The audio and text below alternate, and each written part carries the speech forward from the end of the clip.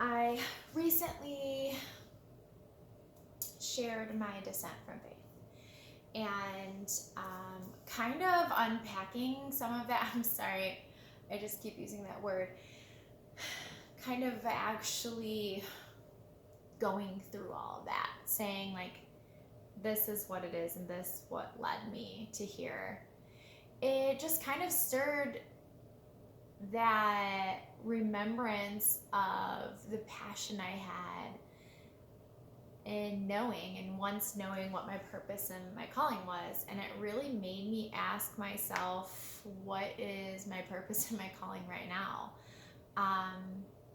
And for the first time in a good 5 years, I feel like I can ask myself that question again.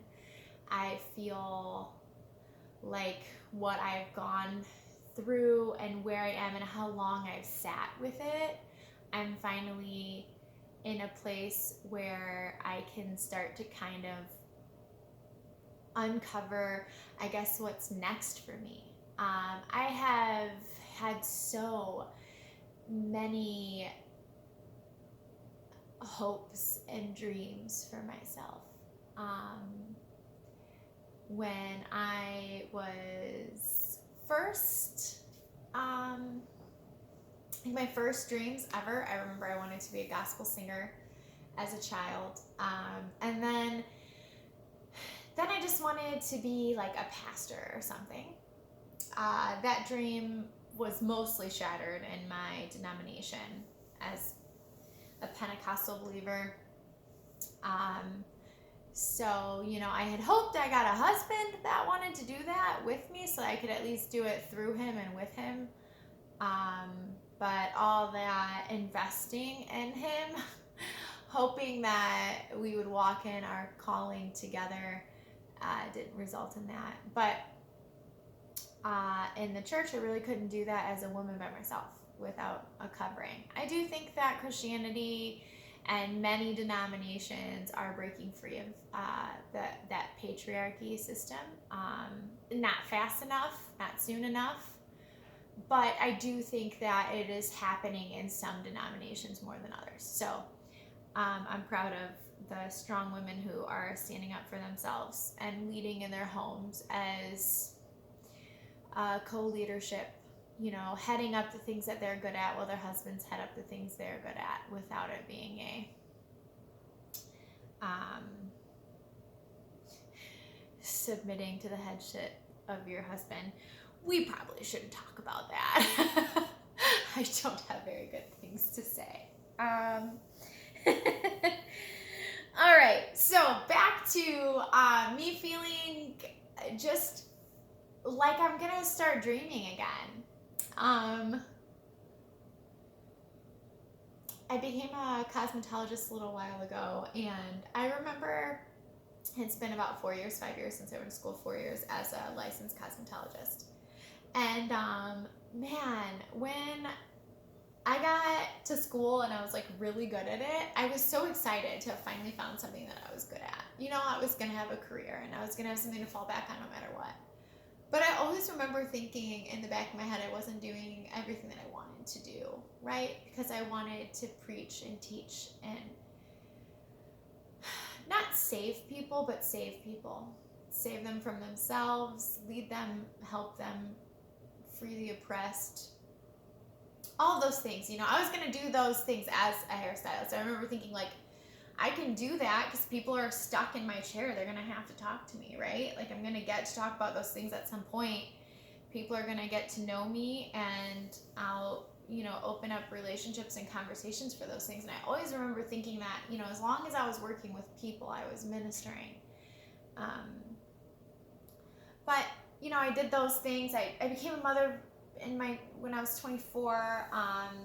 I had my marriage, everything in that regard was going well, but nothing was actually panning out most of the time. It just was like, I was so hopeful all the time and passionate and excited and, spinning my wheels a lot, but still doing everything that I could and thanking God that I was growing no matter what. And I was always growing. But that was because I was very determined and personal growth was a huge endeavor. It's when people are healthy and happy and motivated, they are working on that. Like, that's something that is being worked on. It is something that they are practicing and developing and reading about. And, you know, there's a lot of self-reflection and time and energy spent on healing and being happy, and working through things that are unhealthy. So I was always doing that. With or without God, I was going to be the type of person that grows, that never sits and stays in a place long.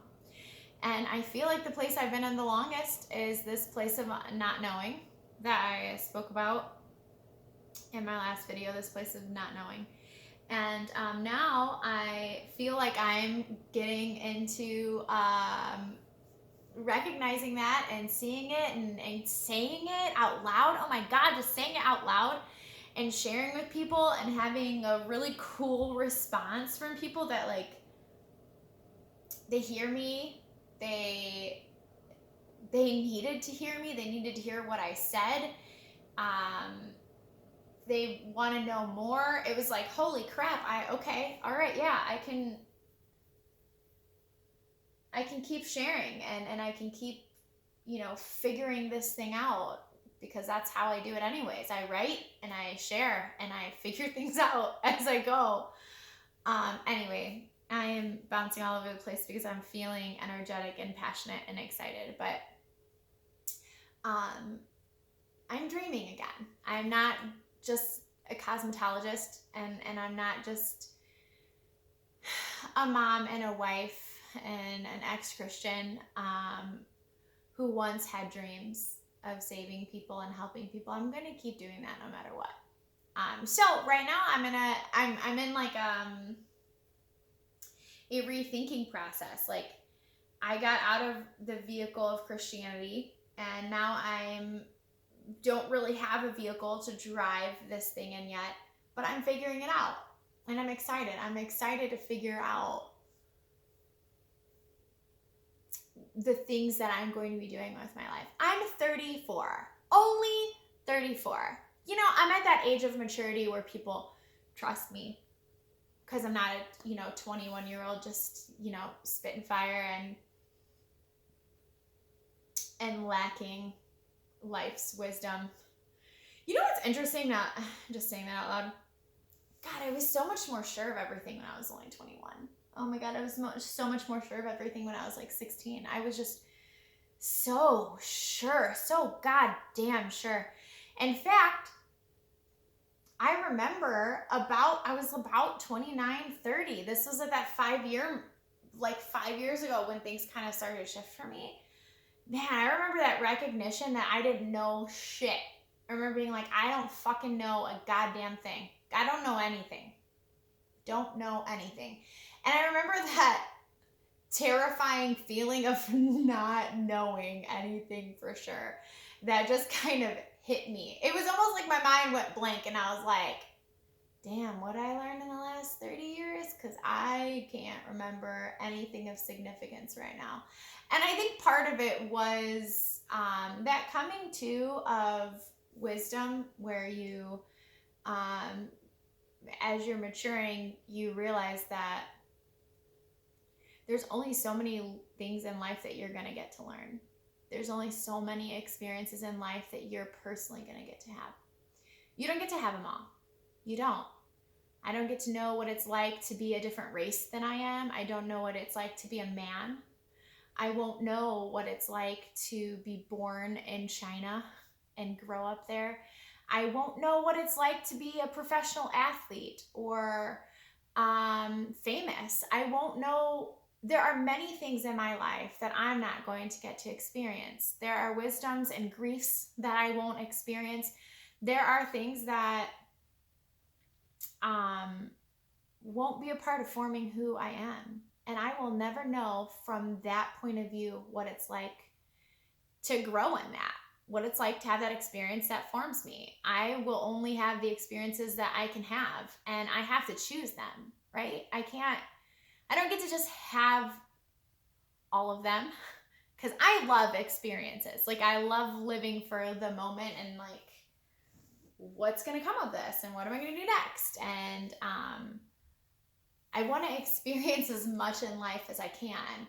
And as I'm getting older, there is a huge part of me that just doesn't know when and how things are going to happen. And as I'm getting older, I don't like knowing that the clock is ticking constantly. And part of letting go of faith is letting go of that surety that I'm going to heaven and that there's an afterlife. So that part of it still sucks. Maybe I'll discover something that that I believe that will give me something to think about after this life is over. And maybe that's something I'll discover as I'm getting older too. Maybe we do live in multiple lives. Maybe I've been somewhere before and I'm going somewhere after this. I don't know. I really, really don't. It would be hard to have proof of any of that. So it might be hard to convince me that that's a thing. I was once convinced hell existed. So indoctrinated to believe so is more the truth there.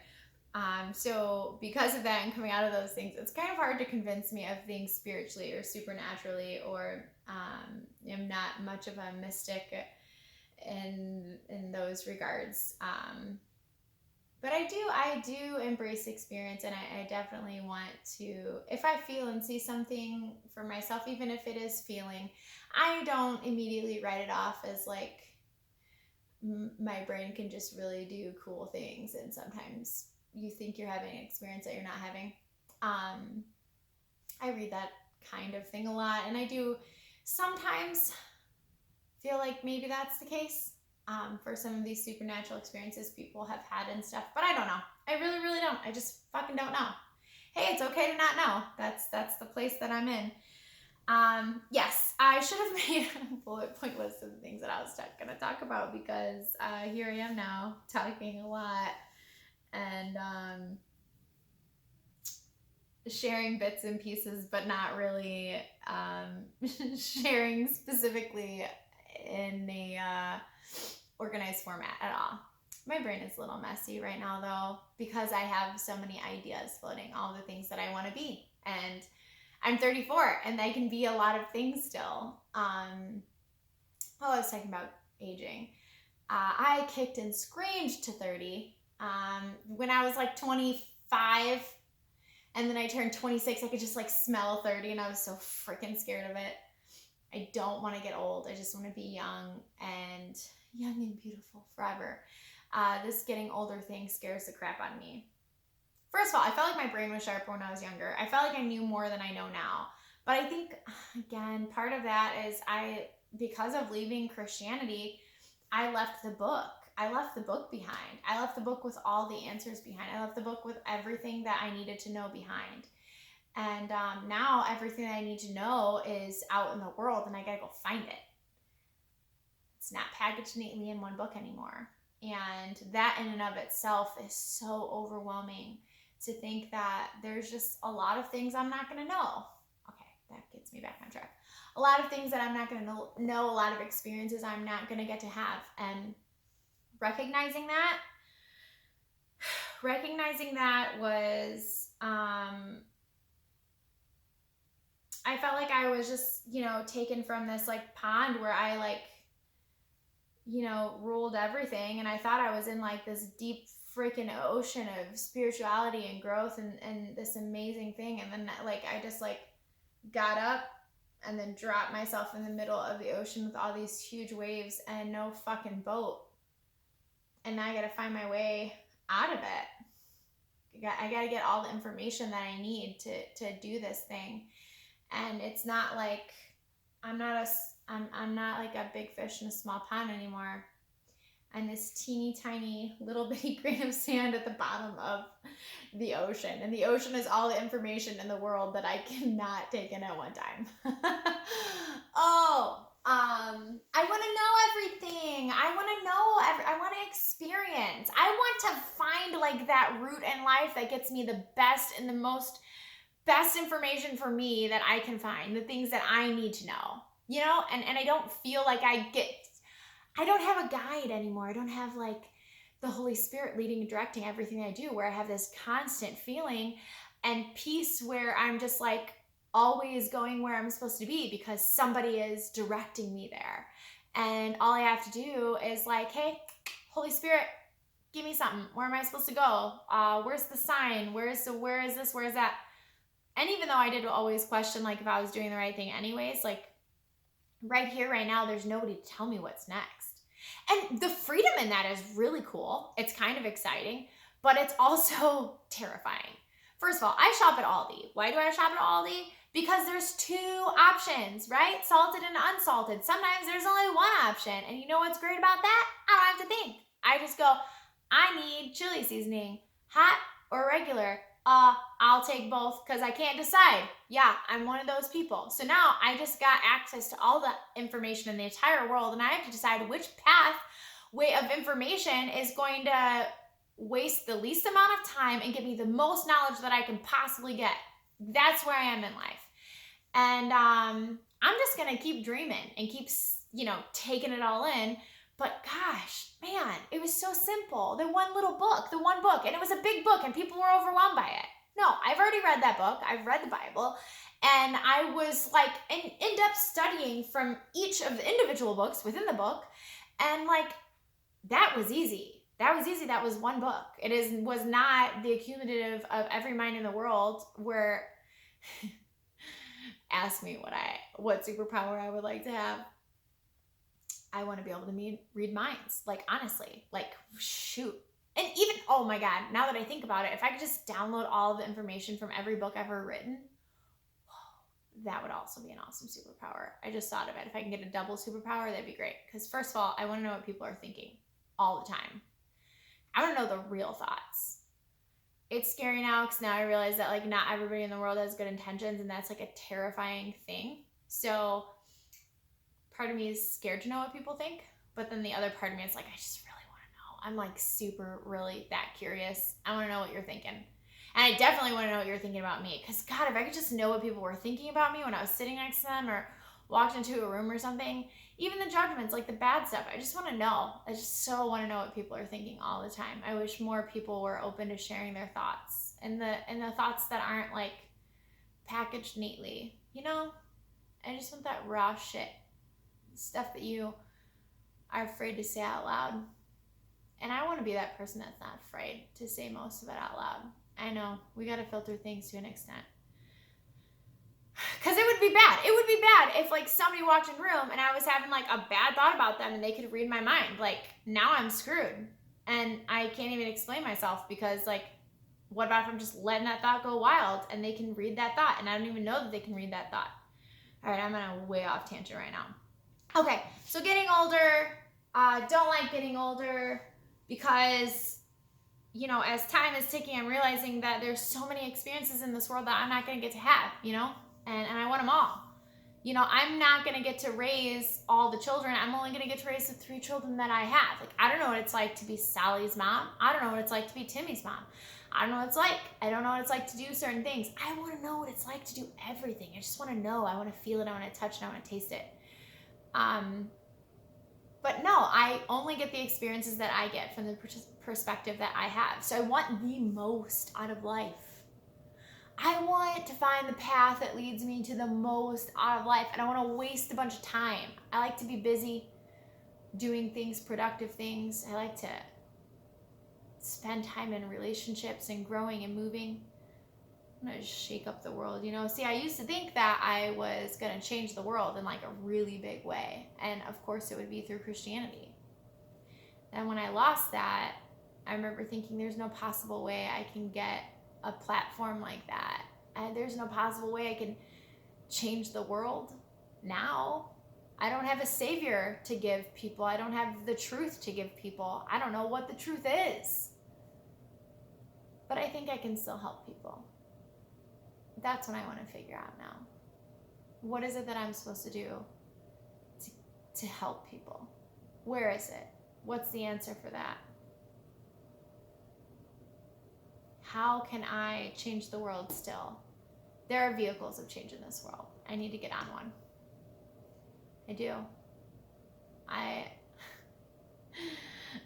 Tangent, because I'm me. I will never forget a conversation that I had with my ex-husband. You know, the one that fucked up my face?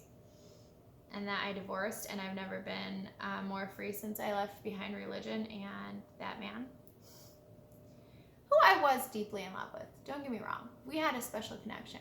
And I mean, if I were to do it all over again with the knowledge that I had, with only the knowledge that I had, I'd probably keep making the same decision, you know, because that's what I knew at the time. Anyways, if I had the knowledge I had now, I wouldn't, though. Definitely wouldn't put myself through that again, even though it definitely made me and all that stuff.